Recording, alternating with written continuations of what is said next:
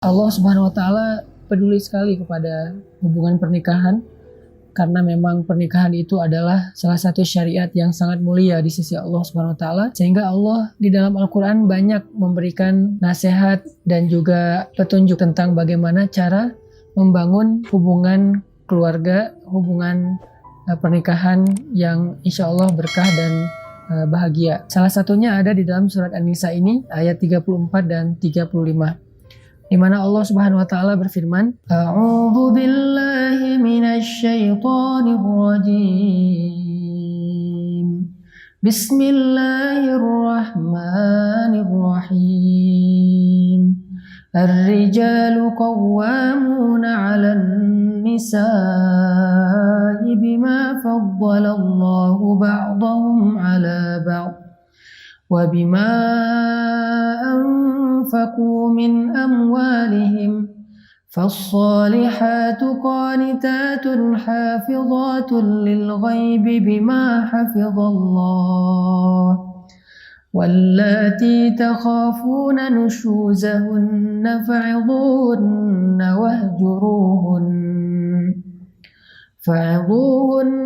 واهجروهن في المضاجع واضربوهن فإن أطعنكم فلا تبغوا عليهن سبيلا إن الله كان عليا كبيرا وإن خفتم شقاق بينهما فابعثوا حكما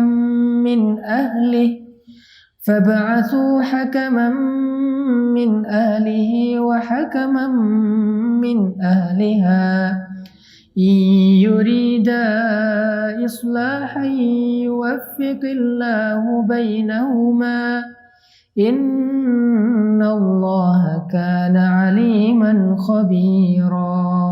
Laki-laki atau suami adalah pelindung bagi perempuan atau istri, karena Allah telah memberikan kelebihan sebagian mereka, yaitu laki-laki, atas sebagian yang lain, yaitu perempuan.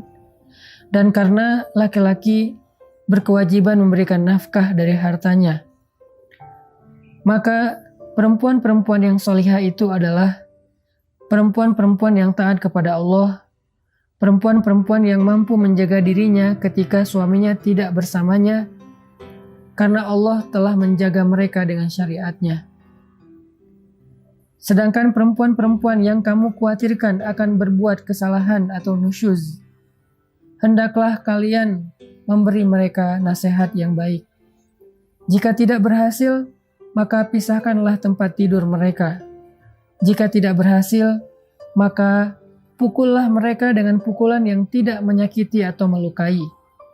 Tetapi jika mereka mentaati kalian, janganlah kalian sekali-kali mencari-cari jalan untuk menyakiti mereka.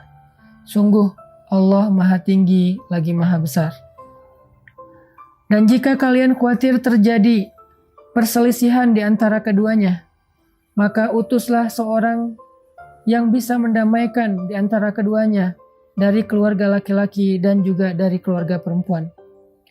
Jika keduanya bermaksud mengadakan perbaikan, niscaya Allah akan memberikan taufik kepada suami istri itu. Sungguh Allah Maha Teliti dan Maha Mengetahui. Shadaqallahul Azim. Teman-teman sekalian, inilah salah satu di antara sekian banyak ayat-ayat Al-Quran yang isinya berupa petunjuk dan juga nasihat bagi pasangan suami istri dan bagi keluarga yang beriman. Kenapa nasihat-nasihat tentang keluarga dan pernikahan ini banyak di dalam Al-Quran? Karena memang pernikahan adalah salah satu di antara ibadah yang pahalanya luar biasa. Bahkan pahala ibadah pernikahan ini tidak berhenti dengan durasi waktu yang seperti sholat, hanya dilakukan sekitar 10 menit, atau ibadah puasa yang dilakukan hanya selama 1 bulan, atau ibadah haji yang dilakukan hanya selama beberapa hari, hanya dengan ritual tawaf, sa'i, wukuf, dan seterusnya. Tetapi pernikahan ini adalah ibadah seumur hidup, atau ibadah sepanjang ikatan pernikahan itu masih ada, dan dalam sehari ibadahnya berlaku selama 24 jam. Jadi suami istri ketika mereka mengikat janji dengan syariat Allah yang halal, maka sejak saat itu mereka sudah mulai beribadah. Dan Allah Subhanahu wa Ta'ala suka jika hambanya itu meneruskan ibadah mereka secara istiqomah. Sehingga bisa dikatakan kenapa Allah membenci perceraian? Karena sesungguhnya perceraian itu menghentikan seseorang dari ibadah dan justru membawanya kepada banyak fitnah dan syubhat. Orang yang sudah bercerai atau yang ditinggalkan oleh pasangannya, maka akan sangat mudah bagi dia jatuh kepada fitnah dan ataupun syubhat. Maka dari itu Islam sangat tidak menyukai perceraian, karena Allah juga membenci perceraian, sehingga ini harus menjadi satu rasa yang ada di hati kita, bahwa iman itu adalah perasaan cinta, perasaan benci, perasaan bahagia, perasaan takut, perasaan yakin. Perasaan adalah hakikat dari iman. Sehingga kalau misalnya kita belajar iman kepada Allah Subhanahu wa Ta'ala, kita juga belajar untuk memunculkan rasa yang sesuai dengan keinginan Allah Subhanahu wa Ta'ala. Misalnya Allah mencintai sesuatu, kita belajar mencintai itu. Allah membenci sesuatu, kita juga belajar membenci itu. Maka ketika Allah Subhanahu wa Ta'ala benci kepada perceraian, maka orang yang beriman harusnya juga benci dengan hal yang sama. Suami benci untuk menceraikan istrinya. Istri benci untuk meminta diceraikan oleh suaminya. Begitu juga mertua, orang tua, atau sahabat, siapapun di antara orang beriman, gak boleh kita menganggap perceraian itu sebagai sesuatu yang biasa saja. Apalagi sampai menyukai perceraian, mengharapkan perceraian, baik perceraian diri kita ataupun orang lain. Justru kita membenci perceraian karena Allah membencinya. Mencintai pernikahan, mencintai pasangan halal kita karena Allah pun mencintai kebaikan itu. Ini yang disebut dengan iman. Sehingga Allah Subhanahu wa Ta'ala memberi kita nasihat dan petunjuk bagaimana caranya agar hubungan suami istri ini semakin baik, semakin saling mencintai, dan mereka tidak pernah terfikirkan untuk berpisah. Sebagaimana yang tadi saya sampaikan, bahwa kita harus membenci perceraian. Buat kita perceraian itu bukanlah suatu pilihan, bahkan kita menghindari perceraian dengan cara apapun. Seorang suami menghindari perceraian untuk tidak mengatakan talak, seorang istri juga menghindari perceraian untuk tidak mengecewakan suaminya, untuk tidak meninggalkan suaminya, untuk tidak memancing suaminya, untuk saling mengalah supaya tidak terjadi perceraian. Kenapa? Karena kita benci dengan perceraian. Kenapa harus benci dengan perceraian? Karena Allah membenci perceraian. Lalu di dalam ayat ini Allah memberi nasihat tentang tugas masing-masing di antara suami dan istri. Karena salah satu yang menyebabkan perceraian ini terjadi adalah ketika masing-masing fokus dengan hak, bukan dengan kewajiban. Ketika kita fokus dengan kewajiban, insya Allah kita akan memenuhi hak. Tapi jika kita fokus dengan hak, biasanya kita tidak akan memenuhi kewajiban. Suami yang fokus dengan kewajibannya terhadap istri, maka dia akan memenuhi hak istri. Istri yang fokus dengan kewajibannya terhadap suami, maka dia akan memenuhi hak suami. Itu dikenal dengan istilah wafa dalam Islam. Makanya di dalam ayat ini Allah menasihati suami dan istri sekaligus supaya mereka sama-sama fokus, supaya mereka sama-sama berusaha untuk memenuhi kewajiban mereka agar mereka bisa menyempurnakan hak pasangan mereka. Yang pertama Allah katakan ar-rijalu qawwamuna 'alan nisa. Tugas ataupun kewajiban laki-laki. Kewajiban laki-laki itu adalah qawwamun, meluruskan. Maka ketika Allah katakan laki-laki adalah yang meluruskan perempuan, maka di sini Allah Subhanahu wa Ta'ala memberi nasihat kepada suami agar mereka menjaga kewajiban mereka. Tugas utama mereka adalah meluruskan istrinya. Arti meluruskan istrinya, Allah Subhanahu wa Ta'ala berfirman di dalam surat At-Tahrim, ya ayyuhalladzina amanu qu anfusakum wa ahlikum nara. Wahai orang yang beriman, wahai para suami, jagalah diri kalian dan keluarga kalian dari api neraka. Maka tugas pertama seorang suami adalah meluruskan istrinya, keluarganya, agar tetap berada di jalan Allah yang kita kenal dengan nama jalan yang lurus.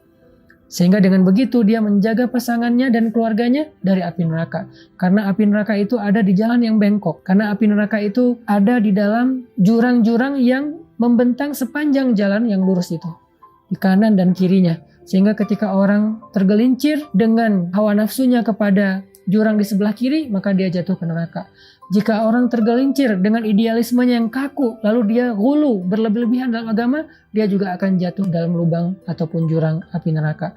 Maka tugas suami adalah menjaga agar istrinya dan keluarganya tetap lurus di jalan Allah Subhanahu wa taala. Menjaga keluarganya dengan ilmu agama. Kalau suaminya tidak paham agama, maka tugas dia adalah mengajak pasangannya dan keluarganya sama-sama belajar agama. Dia tidak harus menjadi seorang ustadz, tapi dia bisa membawa keluarganya kepada para ustadz, bisa membawa keluarganya kepada para kiai, bisa membawa keluarganya kepada taklim, bisa membawa keluarganya kepada para guru, bisa membawa keluarganya kepada ilmu yang ada di masjid atau di beberapa tempat-tempat belajar agama. Ini artinya tugas suami yang pertama ternyata bukanlah masalah materi, bukan masalah kasih sayang yang sifatnya cinta, tapi adalah masalah akhirat. Itu tugas pertama. Kemudian tugas yang kedua, Allah Subhanahu wa taala menyebutkan di ayat yang sama, bima anfaqu min amwalihim. Tugas yang kedua adalah anfaqu min amwalihim, menginfakkan harta mereka. Maka di sini jelas bahwa tugas seorang suami adalah menafkahi istri dan keluarganya, anak-anaknya. Dan ini bukan soal siapa yang penghasilannya paling besar, tapi ini soal tanggung jawab, ini soal izzah atau kehormatan seorang laki-laki. Bahkan seorang suami tetap harusnya memberikan nafkah kepada istrinya, walaupun istrinya punya kapasitas, punya harta yang lebih banyak daripada suaminya. Itu yang dilakukan Rasulullah SAW kepada Khadijah. Ketika Rasulullah menikah dengan Khadijah, Khadijah jauh lebih kaya daripada Rasulullah. Tetapi Rasulullah sebagai seorang laki-laki sejati tetap memberikan nafkah kepada Khadijah. Karena kaidahnya harta laki-laki, harta suami adalah harta istri. Sedangkan harta istri hanya harta istri. Jadi disitulah seorang istri belajar bergantung kepada suami. Dan dengan kebergantungan itulah seorang suami punya harga diri. Dan dia bisa menjalankan tugas nomor satunya, yaitu meluruskan perempuan. Lalu apa kriteria seorang istri yang solehah? Apa kriteria istri yang diridhoi oleh Allah? Istri yang memenuhi hak suami. Istri yang fokus dengan kewajibannya. Istri yang insya Allah jadikan hidupnya beribadah 24 jam sehari sepanjang hidupnya. Jadi Allah Subhanahu wa taala seolah-olah mengatakan begini, wahai perempuan-perempuan, wahai istri-istri, jadilah kalian istri yang solehah. Bagaimana cara menjadi istri yang solehah? Ada dua nasihatnya. Qanitat, hafizat. Apa arti qanitat dan hafizat? Qanitat adalah sikap istri ketika dia bersama dengan suaminya. Hafizat adalah sikap istri, perilaku istri, akhlak istri ketika dia tidak bersama dengan suaminya. Inilah ciri perempuan solehah. Qanitat hafizat. Apa qanitat? Dia seorang istri yang ketika bersama dengan suaminya, dia istri yang sangat menyenangkan. Kata Nabi, perempuan solehah itu kalau dipandang oleh suaminya menyenangkan.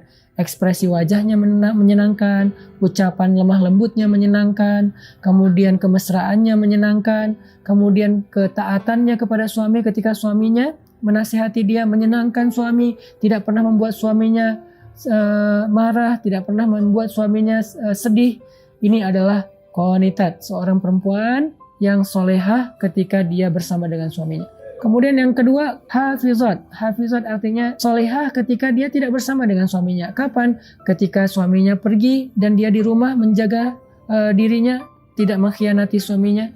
Atau ketika dia keluar rumah sendiri, bagaimana cara dia berpakaian, bagaimana cara dia bergaul, bagaimana cara dia menjaga dirinya, batasan-batasannya sebagai muslimah walaupun dia bekerja, karena tidak masalah muslimah bekerja selama dia mampu menjaga batasan. Termasuk hafizat, perempuan yang mampu menjaga dirinya di sosial media, karena mungkin suaminya tidak selalu bisa memantau dia. Ketika dia japrian sama laki-laki lain, ketika dia satu grup sama orang lain, ketika dia di akun-akun sosial media dengan orang lain, ada yang DM, ada yang komen, posting, live streaming, dan seterusnya, dia mampu menjaga dirinya meskipun tidak ada suami di sebelahnya. Ketika dia mengetik teks yang dikirimkan kepada orang lain, laki-laki, seolah-olah ada suami di sebelahnya. Seolah-olah suaminya melihat apa yang dia tuliskan. Dia memperhatikan emotikon yang dia pakai, dan seterusnya. Inilah istri yang solehah, yang mampu menjaga dirinya ketika dia tidak sedang bersama dengan suaminya. Lalu setelah Allah memberikan nasihat kepada suami dan istri, Allah kemudian mengambil beberapa contoh konflik yang terjadi. Salah satunya adalah ketika istri tidak lagi patuh kepada suami. Apa tugas suami? Maka tugas suami ketika istrinya tidak patuh, fa'izuhun, nasihati mereka secara baik-baik. Menasihati secara baik-baik itu artinya bukan memarahi, bukan menjudge, tetapi mencari bahasa yang membuat istri merasa nyaman dengan nasihatnya. Atau bisa juga memberi nasihat secara tidak langsung. Mungkin mengajak dia ke taklim supaya dia bisa mendengar nasihat yang dia inginkan dari seorang ulama dan seterusnya. Atau dia juga bisa mencari materi di YouTube atau mencari materi di sosial media yang kemudian dia perdengarkan kepada istrinya. Ini artinya kalau kita ngerasa kurang kapasitas agama, kita bisa menasihati istri kita melalui perantaraan ulama atau orang yang lebih mengerti agama. Kalau ternyata nasihat-nasihat ini tidak berhasil, tidak merubah dia sekian lama, bukan sehari 2 hari pastinya, tapi butuh waktu, ternyata tidak berubah, bahkan dia menolak nasihat ini, wah juruhun, maka step berikutnya adalah pisah tempat tidur. Bagaimana teknisnya pisah tempat tidur? Istri tetap tidur di kamar, suaminya yang keluar. Jadi bukan istrinya yang di sofa, suaminya di kamar, tapi suaminya di sofa, istrinya di kamar. Kalau ternyata ini juga belum berhasil, bahwa istrinya tidak ngaruh pindah tempat tidur juga, dia makin nyaman tidur sendiri misalnya, maka wadribuhun, pukullah istrimu dengan pukulan yang tidak melukai dan menyakiti. Maksudnya gimana?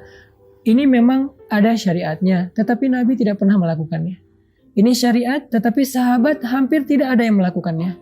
Kenapa? Ini kondisinya sangat-sangat khusus. Memang kadang ada istri yang memang melakukan pelanggaran yang mungkin sudah terlalu kelewat batas dan memang harus ditegasi oleh suaminya. Tapi itu pun tidak boleh menyakiti dan melukai. Kalau pernah dipraktekkan oleh seorang ulama itu adalah pukulan di bagian pahanya atau di bagian lengannya dengan pukulan yang hanya bukan pukulan lebih tepatnya, mungkin hanya sekedar diingatkan gitu dengan satu sentuhan. Kamu jangan begitu. Aku tidak suka kalau kamu begini dan seterusnya. Dengarkan nasihat aku. Dan ini sama sekali bukan pukulan, cuman bahasanya saja pukulan. Tapi ada keterangan di dalam hadis yang tidak menyakiti, melukai, tidak boleh di wajah, tidak boleh di perut, tidak boleh di bagian-bagian yang bisa membahayakan dia. Tapi kalau istrinya taat, arti taat di sini mendengar nasihat suami, menyenangkan suami. Kalau dia sesekali salah itu hal yang manusiawi. Yang dimaksud dengan kesalahan yang harus ditegasi di sini itu kesalahan yang bahkan secara syariat itu fatal, dosa besar misalnya. Tapi kalau hanya lupa, mungkin istri lagi baper karena dia lagi datang periodenya, maka ini masih dalam kategori taat karena itu manusiawi, masih wajar. Maka kalau dia taat, janganlah kalian wahai suami-suami mencari-cari cara untuk menyusahkan mereka, menjudge mereka, menuduh mereka dengan tuduhan macam-macam, apalagi sampai mengancam untuk menceraikan mereka. Ini nggak boleh, ini dosa besar bagi seorang suami. Lalu ditutup dengan nasihat lain, kalau juga ternyata kalian tidak bisa menyelesaikannya sendiri, maka datangkanlah seorang hakim. Hakim di sini bisa perwakilan masing-masing keluarga, suami istri, bisa juga orang bijak di luar mereka, untuk bisa mengislah. Islah itu mendamaikan. Maka mendamaikan di antara suami istri, salah satu di antara tugas mulia. Jadi kalau suami ini punya sahabat, istri ini punya sahabat atau keluarga yang bisa menjadi juru damai, maka orang yang mendamaikan ini mendapatkan pahala yang sangat besar di sisi Allah Subhanahu wa taala. Inilah di antara nasihat-nasihat Al-Qur'an tentang bagaimana menjadi pasangan yang diridhoi Allah, bagaimana menjadi suami yang beribadah 24 jam sehari, istri yang beribadah 24 jam sehari, yang dijanjikan surga oleh Allah, bagaimana menjaga hubungan pernikahan sampai akhir hayat, tentang betapa Allah tuh benci dengan perceraian, sehingga kita juga belajar membenci perceraian. Gak boleh mengharapkan perceraian, baik perceraian kita atau orang lain, gak boleh. Tapi kita harus benci dengan perceraian. Itu ibadah, membenci ibadah, tapi membenci yang Allah benci. Mencintai ibadah, mencintai apa yang Allah cintai, dan seterusnya. Dan juga nasihat tentang bagaimana menjaga hubungan rumah tangga ketika dia terancam dengan perceraian ataupun konflik, termasuk bahkan melibatkan orang di luar circle rumah tangga kita yang bisa menjadi penengah untuk mengislah demi menjaga hubungan pernikahan. Mudah-mudahan ini jadi motivasi booster buat pasangan-pasangan muda yang mungkin awal-awal menikah itu masih emosional, masih tahapan beradaptasi, dan itu hal yang wajar semua orang mengalami. Jangankan kita, orang yang lebih soleh dari kita pun, Nabi dan para sahabat juga pernah mengalami dinamika keluarga yang kadang-kadang pasang dan surut. Itu hal yang sangat biasa. Jangan langsung kita berputus asa dan menyimpulkan bahwa sepertinya kita tidak cocok, sepertinya saya salah pilih, atau saya menyesal atau apapun. Enggak, ini nih kita akan mengalami hal yang sama dengan siapapun. Kalau kita berpikir ini salah pilih, nanti kita mencari yang lain, apakah kita akan terhindar dari masalah ini? Bahkan mungkin lebih parah. Makanya, ya Allah udah titipkan dalam hidup kita, itu adalah amanah, maka jadikanlah diri kita sebagai orang yang bisa menunaikan amanah dan ikhlas beribadah lewat pernikahan. Barakallahu fiik. Assalamualaikum warahmatullahi wabarakatuh.